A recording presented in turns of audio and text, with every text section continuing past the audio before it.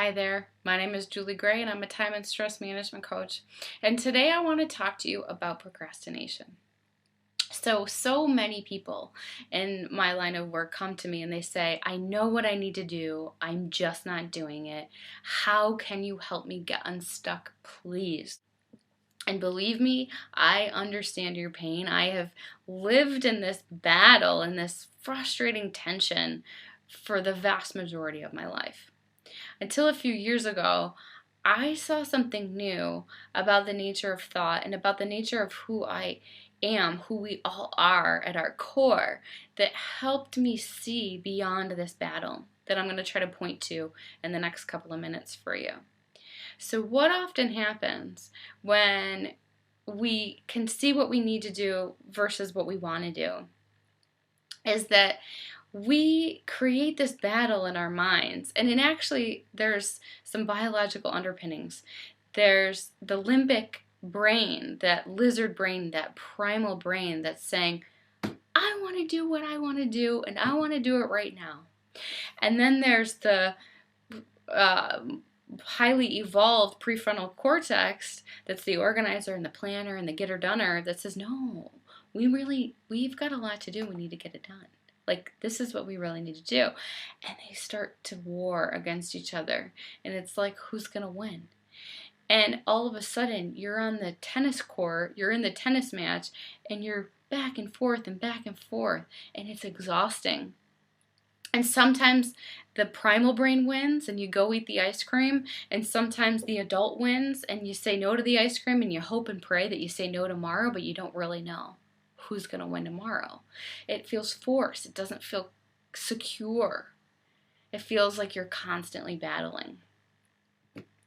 So the thing that is really, really helpful to see here is that you can't actually be in the battle because you're watching the battle happen. The battle is happening between two warring thoughts, right? And thought isn't actually real. It's not actually real.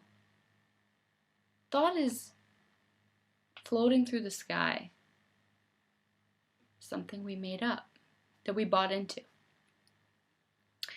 And when we see this for ourselves, when we see that we, as witnesses of thought, right, we're actually in the stands at the tennis match, watching the game. We are not in the game. And when we see this for ourselves, all of a sudden, two things happen. One, we drop directly into the present moment. We're just there immediately. And all that thought goes out the window. And two, you see your essence. You see who you really are, which is the witness, which is your consciousness, which is your awareness of this fight, this thought storm, this thought war. And when we rest into that part of who we are, when we rest into our consciousness, when we rest into this innate, healthy place, we have all the options in the world. We have infinite possibilities in how to move forward.